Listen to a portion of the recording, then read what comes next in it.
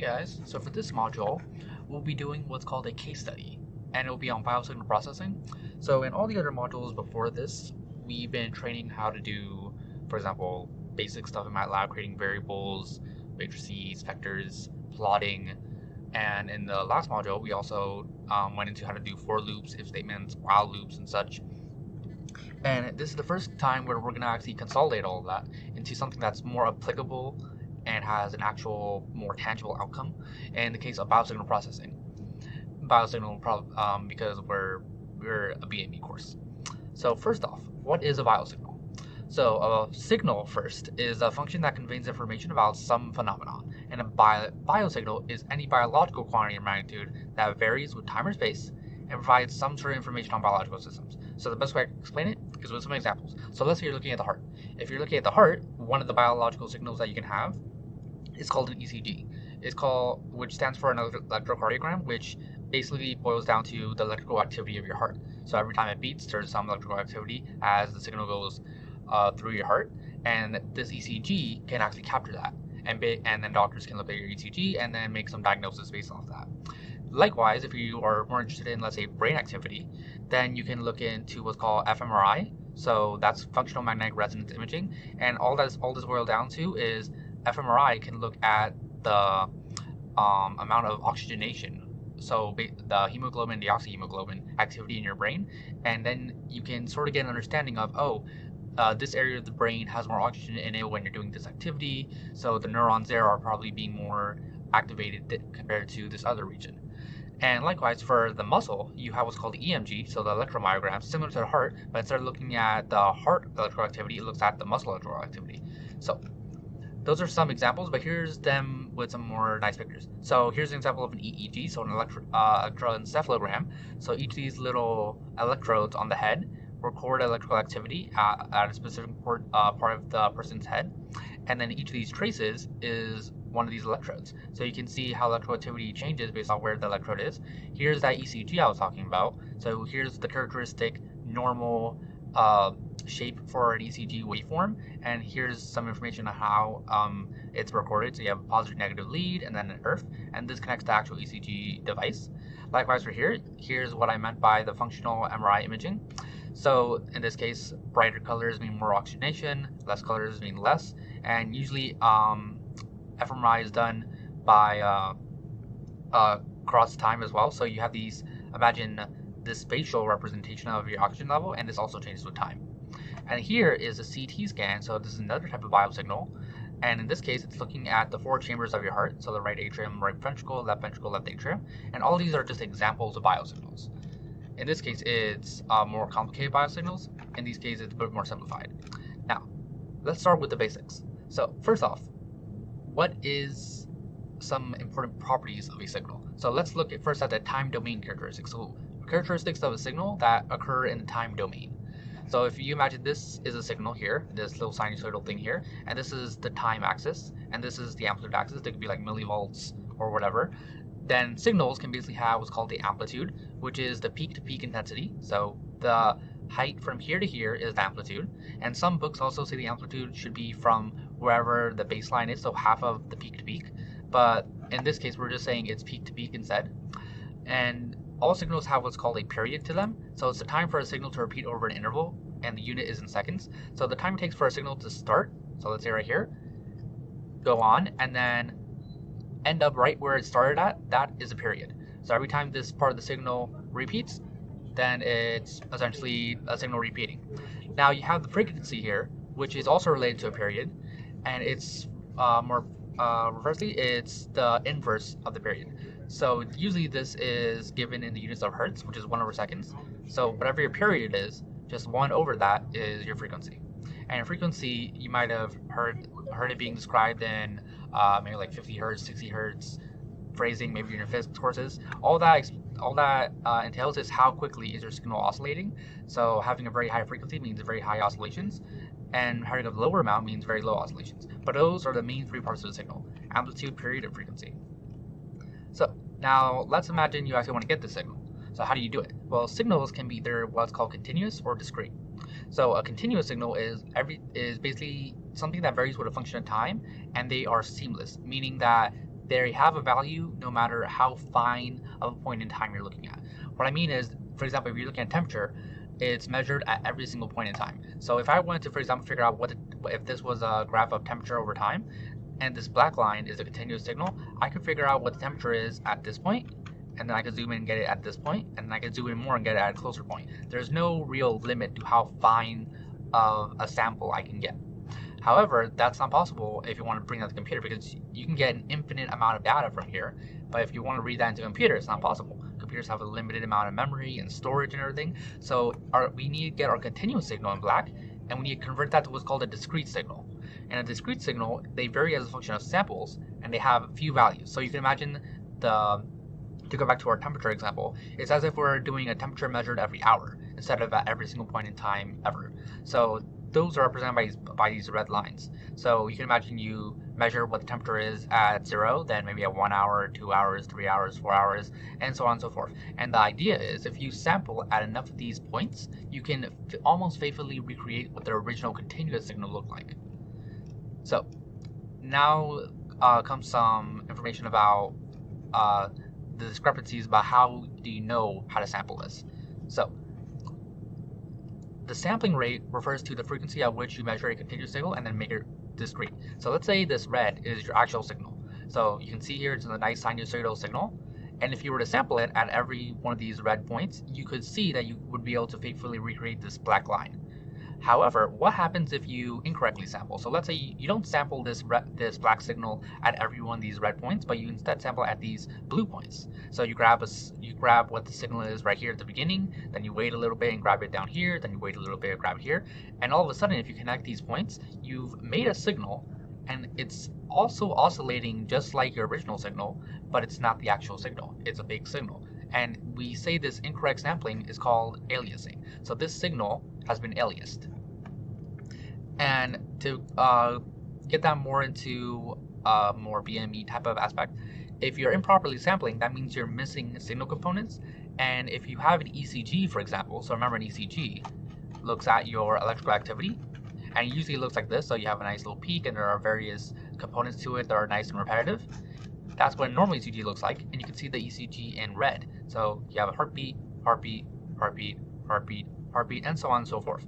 But if you incorrectly sample it, you get an aliased ECG signal, and suddenly you see a heartbeat, but it's delayed a bit, a heartbeat, suddenly no heartbeat for a while, then another heartbeat. So if you improperly sample an ECG signal, what that relates to is you missing actual heartbeats. So what we say is, in order for you to properly sample a signal, you must obey what's called the Shannon-Nyquist theorem. And all that says is this little formula right here. And it says, to properly sample a signal, your sampling frequency, so the rate at which you grab a point from your actual signal, should be greater than or equal to 2 times whatever the maximum frequency is that is in your actual signal. So in this case, it looks like this signal repeats itself right about here. So the signal starts here and then starts again here, and then it's just sort of copy paste from there. So if this is the maximum frequency of our signal, we want to make sure we sample it at least this amount, but preferably greater than this amount. So perhaps up to here. So if we grab a point here, and then we wait until we grab here, and then here, and then here, we can sort of recreate what the original sinusoidal signal is. It's not the best recreation, but it's better than grabbing a point here and then waiting over here, which is greater, which is less than what our sampling frequency should be.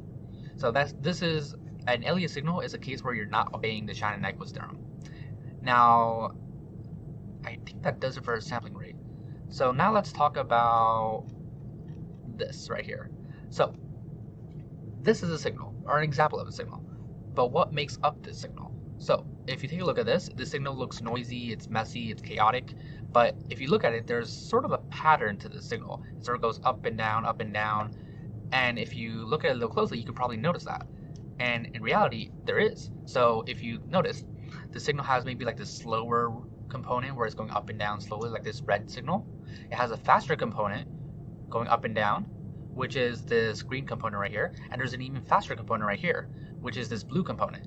So the signal sort of looks like the red, sort of looks like the green, and sort of looks like the blue. And in reality, this signal is actually all of them combined together. So this signal can be thought of as the red signal, which is a bit slow, the green signal, which is a bit faster, and this blue signal, which is even faster. And if you add all these signals together, you create the black signal.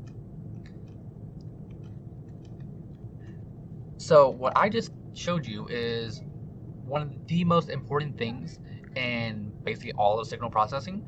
And what it is that all signals can be broken down into representative sinusoidal frequencies. So if you have a signal, this could be temperature, pressure, the amplitude could be whatever you want, and it's a function of time and it has some sort of variation, you can always break up this signal into very simple sinusoidal waveforms that have a very specific frequency. And if you add all of these together, you recreate what the original signal was.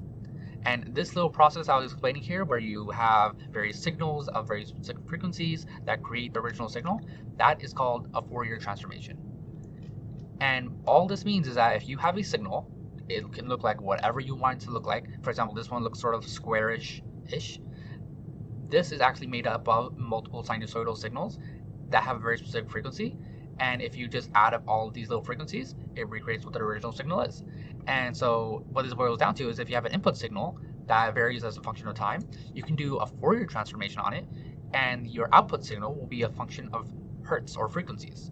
And if you want to go from this frequency back to what the time domain looks like, you do what's called the inverse Fourier transform.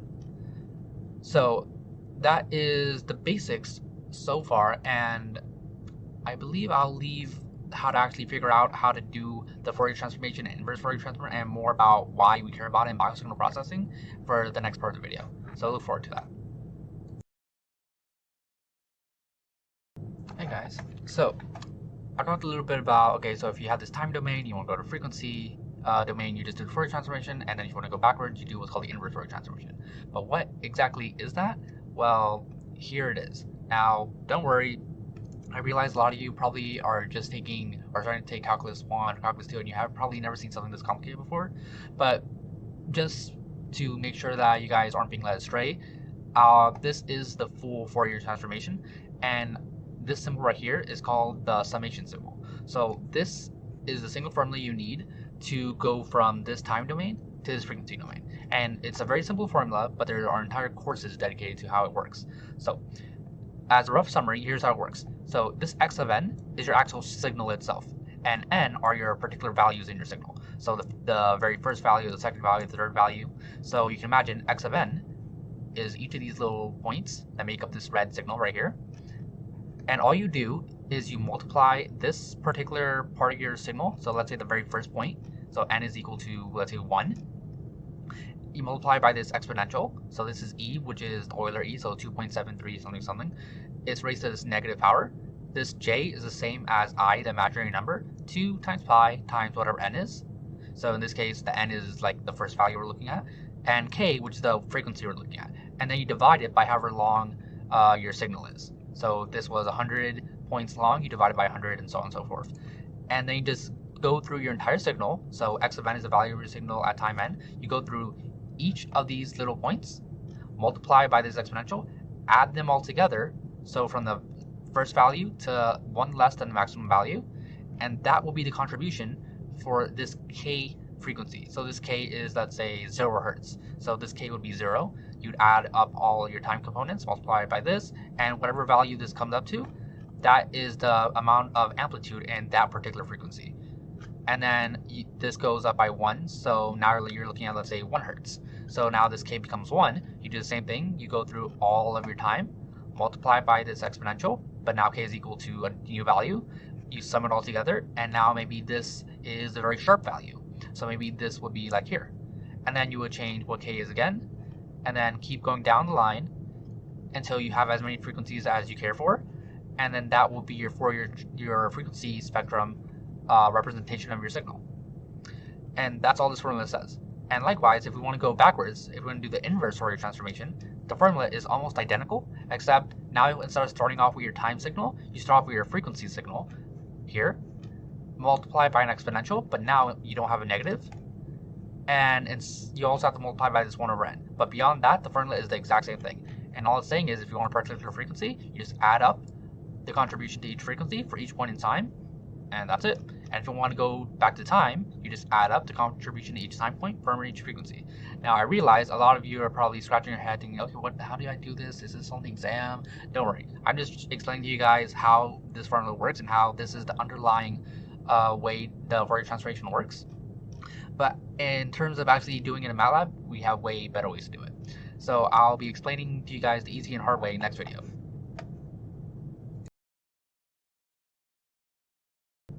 Alright, so let's now look at how we actually compute this formula here, or more specifically the Fourier transformation in Matlab. So there's two ways you can go about it. There's the easy way, I like to call it, and the more harder way. So the easy way is using this Matlab function called FFT. It stands for fast Fourier transform. And what this function does is you give it this input x, and x can be a single value or a vector.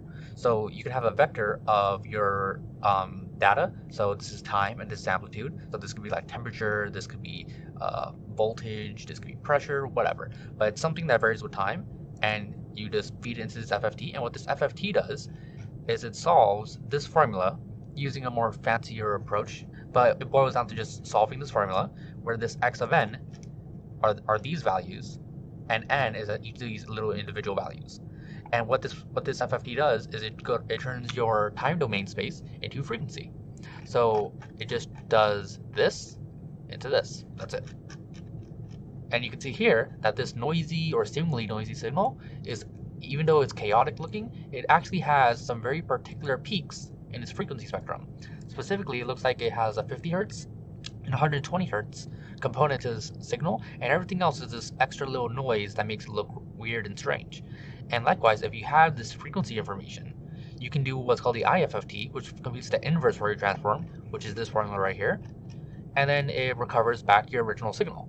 So that's the easier way to do it using MATLAB's FFT and IFFT function. The more harder way is just straightforward solve what these formulas are. And these formulas is just a summation of every single time component you have multiplied by this exponential for every single frequency. So that's just two different for loops based off some sort of condition. And actually, one of the things you'll be doing for your X credit assignment, if you so choose to do, would be the Fourier transformation using this loop and comparing it to the FFT.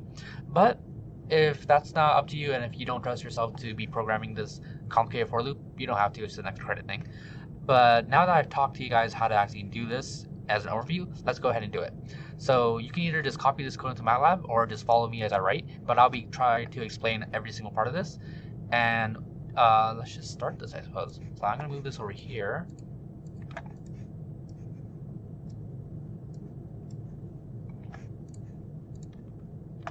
Alright, so let's do edit sign FFT testing, let's call it. Alright, so let's start with a clear CLC close all. And now let's first do creating a signal. So first we need to figure out what our sampling rate is. So in this case, if you look at the PowerPoint, I set it to 1000 Hertz. And I just sort of pulled this number out of sort of thin air. There's no particular reason why I picked 1000. You could pick 250, 100. But generally, the more points you sample, the safer you are. And so that if that's our sampling frequency, our sampling period t is, remember the formula, 1 over the our period is always 1 over our sampling frequency, and likewise our sampling frequency is 1 over our period. So this is 1 over fs. And now we need to figure out, okay, how long do we want our signal to be? And I arbitrarily selected 1500. And now we need to actually get our samples.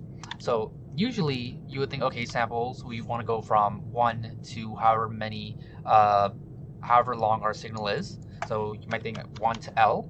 Okay, makes sense. And then if we have our samples, remember how I said if you want to go from continuous to discrete, you basically go from your time to your samples. Well, we have these samples, and this sample is going to be a vector from 1, 2, 3, 4, 5, 6, so on and so forth. But we don't want samples, we want time. So time is going to be based off what our samples are. So in this case, it's samples times whatever our sampling rate is. So in this case, it's this t. So we want to convert these samples to something that's a unit of time. But there's an issue here. So if I run this code, you'll probably see it. So we can see this, the last value here is 1.5. So you can imagine that being like 1.5 seconds. but the first value is the issue. So in this case, time seems to start at 0.0010 seconds, which is not really the best because time usually starts at 0. So it's more of a nitpicky thing, but let's shift the samples by 1 to the left. So let's say this starts at 0 and goes to L minus 1. And now if we run our code, we go all the way up to 1.499 seconds. That's fine. But we start off at 0, which is nicer if you're thinking in terms of time, starting at 0. So now that we have our time vector, we can actually use it. So let's go ahead and have S be our actual signal itself, and I'm going to have it be a sinusoidal signal.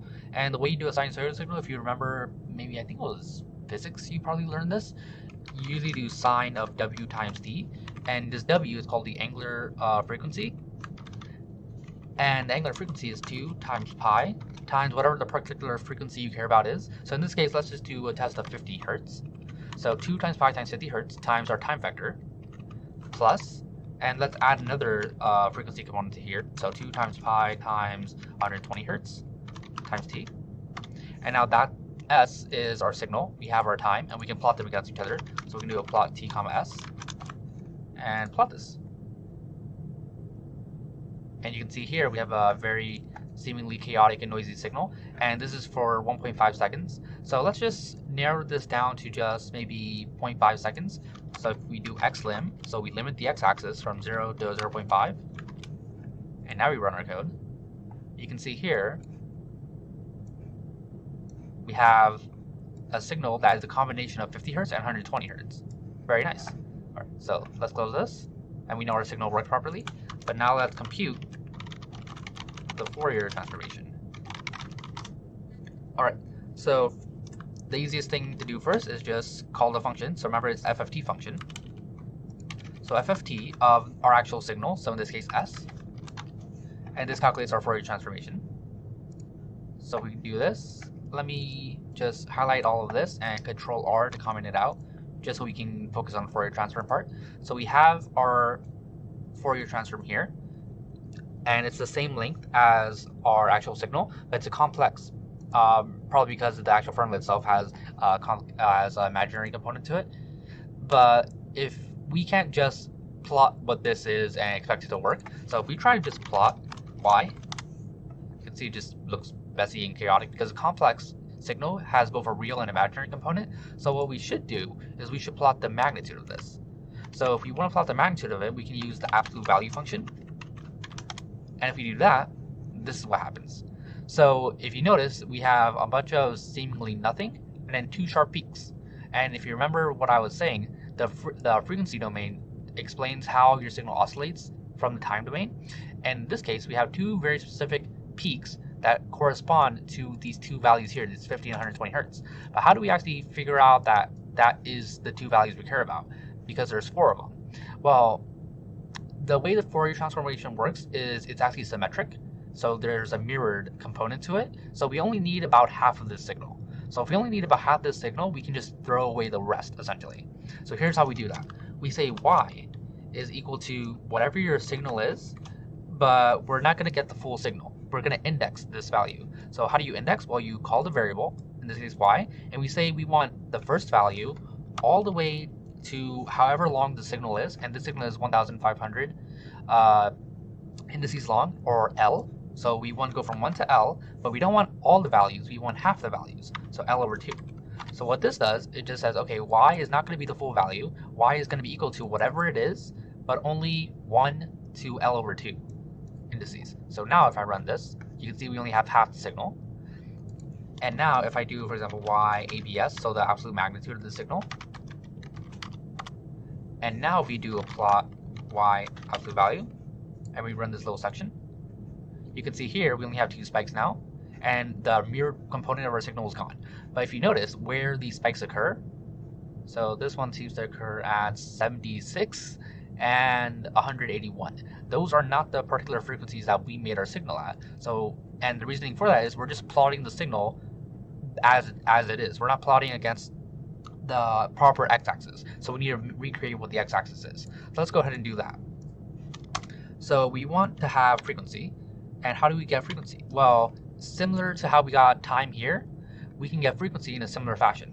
So in this case, we can multiply our sampling frequency, and multiply that by our samples. In this case, it's a capital S. And then if we do this, so if we just run this little part right here, you can see here we have 1,500 values, and each of these is a particular frequency, but they look a bit too large because we're multiplying by 1,000 here. So let's go ahead and divide by however long our signal really is. And now if we run it, it looks like our frequencies go from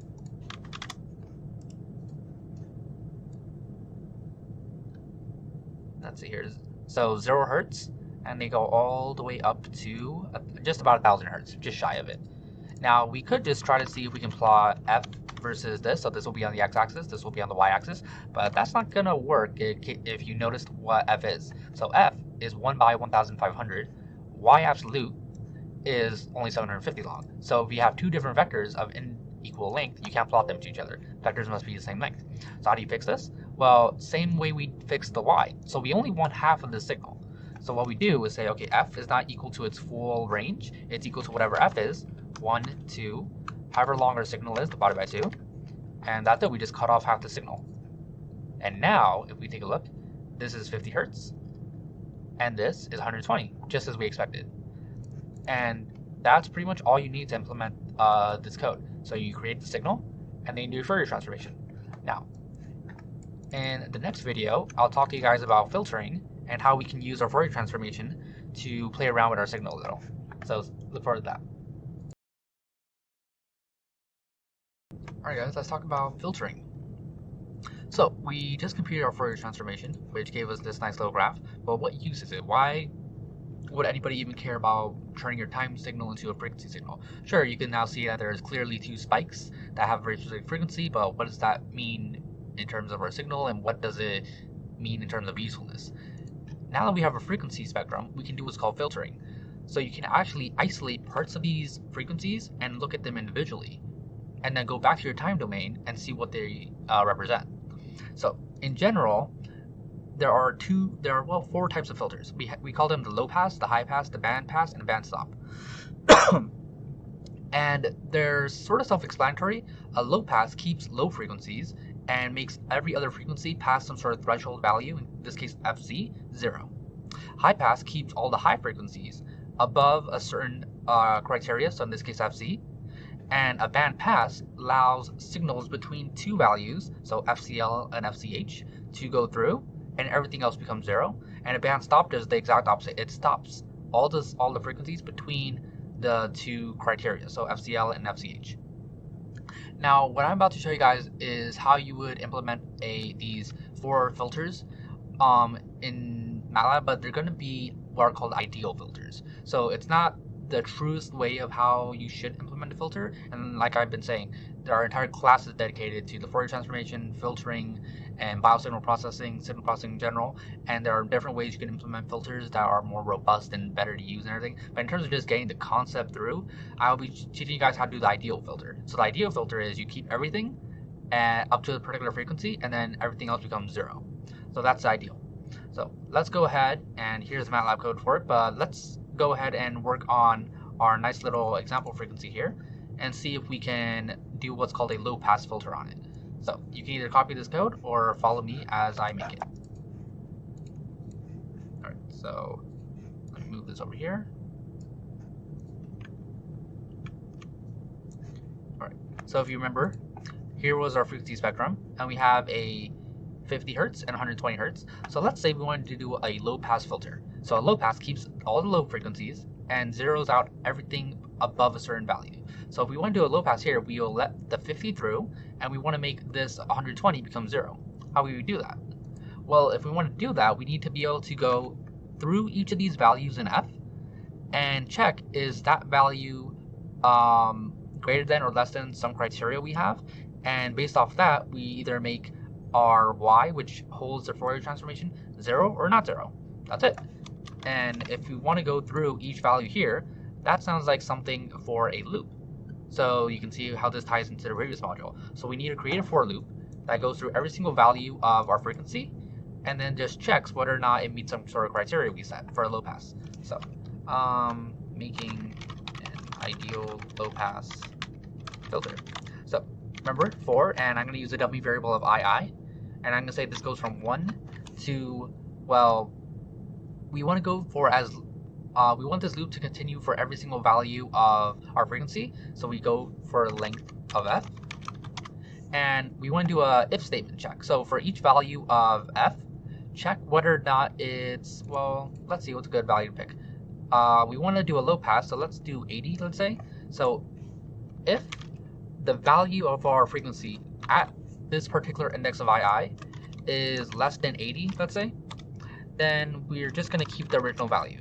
Now, this line here is a bit redundant. All I'm saying is whatever the value of our Fourier transformation is, just keep it. It's not exactly the most nicest code, but you could easily just leave this blank. But all this does is just do nothing, essentially. Else, if it's not less than 80, it's greater than 80. And if it's greater than 80, we just want to make all of this 0. So we say, okay, y of II, make that 0. End it, done. So now if we do this, we still need to actually plot it. So remember, this is our Fourier transformation. We need to do the inverse Fourier transformation. So I'm going to call that y filt. And remember, the function for the inverse Fourier transformation is if of t. And we do if of t, and you just pass it the y. And now you can just do plot t, which is our time vector originally, comma y filt. Now if we do this, I guarantee you it's not going to work, but not because the code is wrong anywhere, but because of a reason you'll see soon. So let's go ahead and run this, and you'll see here vectors must be the same length. So what went wrong? Well, it looks like the issue is line 27. So t is 1,500 units long, y filt is 1 by 750 long. They're incompatible with each other. That's because, remember when we cut off half the signal here? Well, we did cut off half the signal, but that means that we can't plot the full signal anymore. Don't worry, it's not that big of an issue. The IFFT has this built-in capability where you can give it a second argument of how long you want your output signal to be. So remember how our original signal was L, so it was 1,500 long? Well, if you say you want Y to be this long, then the Y filt will come back as however long L is. So let's go ahead and recompute this.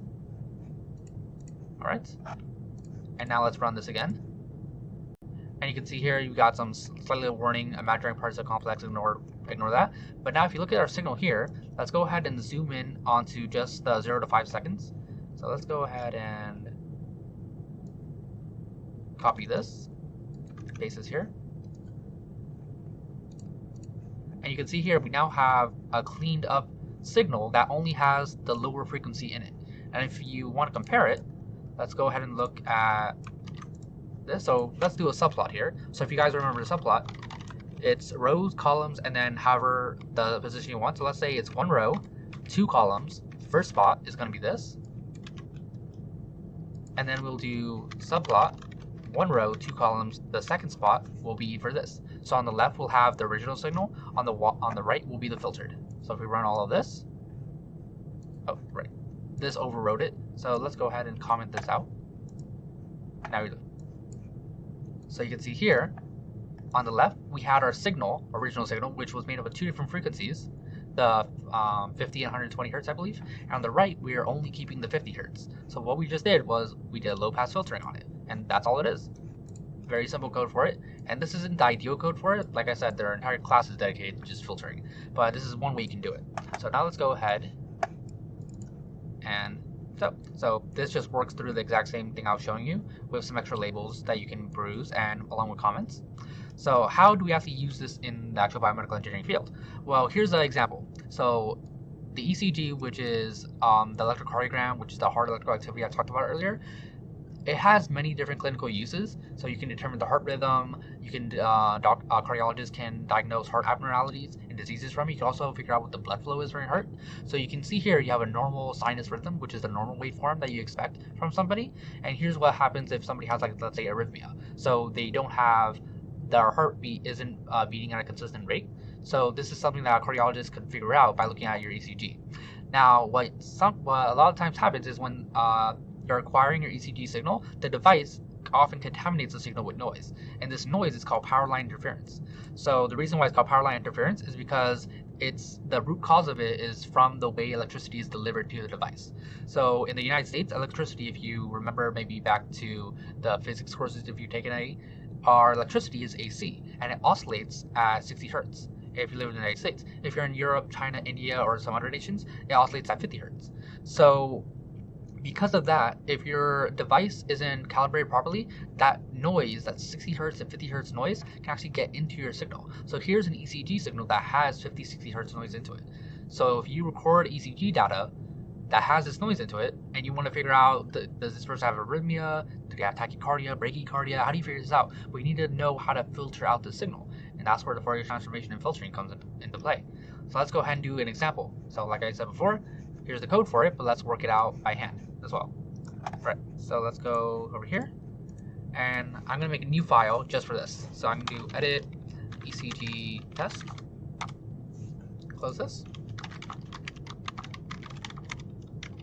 So the first things first, we need actual ECG data to work on. So I went ahead and made some for us.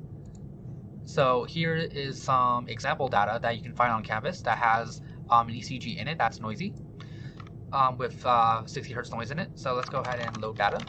And if you want to load data, you just do load and then the name of the file, of the map file, so NSR, and if you press tab, it fills it out for you.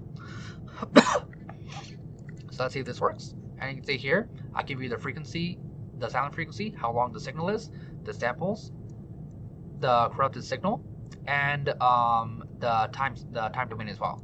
So let's go ahead and see the plot of the signal. So plot t comma signal corrupted, and I suppose we can put the x label here. So time, not the best labels, but it gets the thing done. Amp, and then let's limit. Well, let's first see what the full signal looks like. You see here, it looks crazy, noisy, chaotic. This does not look like anything like the images I've been showing you, but that's only because we're looking at the full time spectrum. So let's go ahead and zoom in to only maybe the first 3 seconds. So xlim of 0 to 3. And so you can see here, this is sort of like the ECG signal I've been showing you, but there's this very clear, very fast oscillations in the signal that is obscuring part of our waveform that we want to get rid of. And this is the so-called 60 hertz noise into it, or 50 hertz, we'll see. So let's go ahead and do what we did before. So Fourier transformation. So like before, we just do y of FFT, y is FFT of our actual signal. So sig corrupt. Then we want to cut off half the signal. So 1, 2, we already know how long the signal is. So L over 2, just like we did before. And we want to figure out what the absolute value is, because the Fourier transformation is complex, so we only care about the magnitude.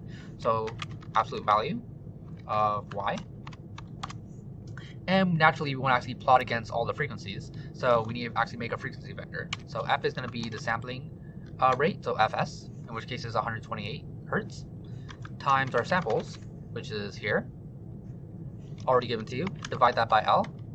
And we need to also cut down this to half of its value, just like we cut down the Fourier transformation. So f is equal to f of 1 to L over 2. And now we can actually plot. So plot y of y ABS and x label frequency, y label amplitude.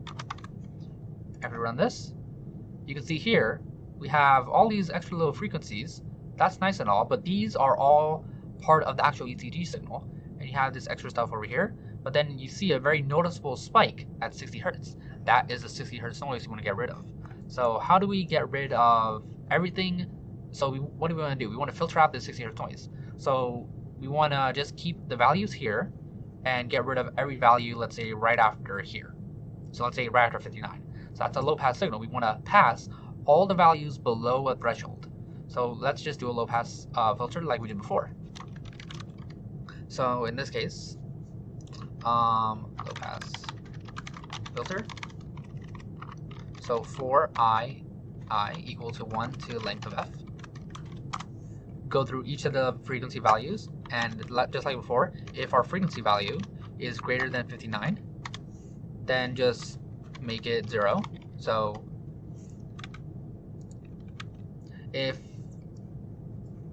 as the loop is going through all these values, if it runs into any frequency that is greater than 59, So the 60, 61, 62, all of these, it's just going to make the value 0, else y of ii is just whatever it is.